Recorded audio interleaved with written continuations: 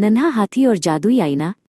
नंदनवन के घने जंगल में गोलू नाम का एक नन्हा हाथी रहता था। वो बहुत प्यारा था और उसकी नीली आंखें और गोलमटोल शरीर सबको बहुत भाता था। लेकिन गोलू की एक बुरी आदत थी, वो कभी किसी की बात ध्यान से नहीं सुनता था। जब भी कोई उसे कुछ समझाता वो अपनी ही धुन में मगन रहता था। एक दिन नन्ही गिलहरी चित्रा ने उसे झाड़ियों के पास रोका। चित्रा ने तेजी से पूंछ हिलाते हुए कहा, गोलू रुको, आगे मत जाओ, वहाँ कांटेदार झाड़ियां हैं और रास्ता बंद है। पर गोलू ने उसकी ओर देखा तक नहीं और अपनी मस्ती में आगे बढ़ता रहा। तभी एक नीले रंग की चिड़िया नील आसमान से नीचे उतरी और गोलू के कान के पास चिल्लाई, गोलू भाई मेरी बात सुनो, सामने एक गहरा और कीचड़ भरा गड्ढा है, संभलकर चलना। पर गोलू अपनी ही सूंड से पानी छिड़कने के खेल में व्यस्त था। उसने नील की बात भी अनसुनी कर दी। चलते चलते गोलू को एक बहुत पुराने और विशाल बरगद के पेड़ के नीचे कुछ चमकता हुआ दिखाई दिया। वो एक सुनहरी नक्काशी वाला आईना था। ये कोई साधारण आईना नहीं था, बल्कि एक जादुई आईना था जो जंगल की गहराइयों में छिपा हुआ था।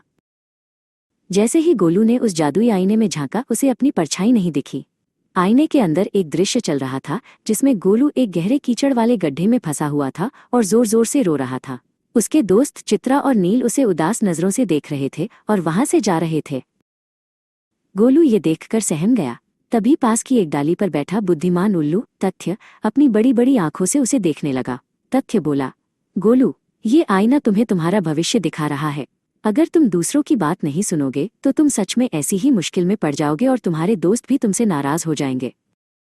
गोलू को अपनी गलती का एहसास हुआ और उसकी आंखों में आंसू आ गए। वो तुरंत पलटा और दौड़कर अपनी सहेली चित्रा गिलहरी के पास गया।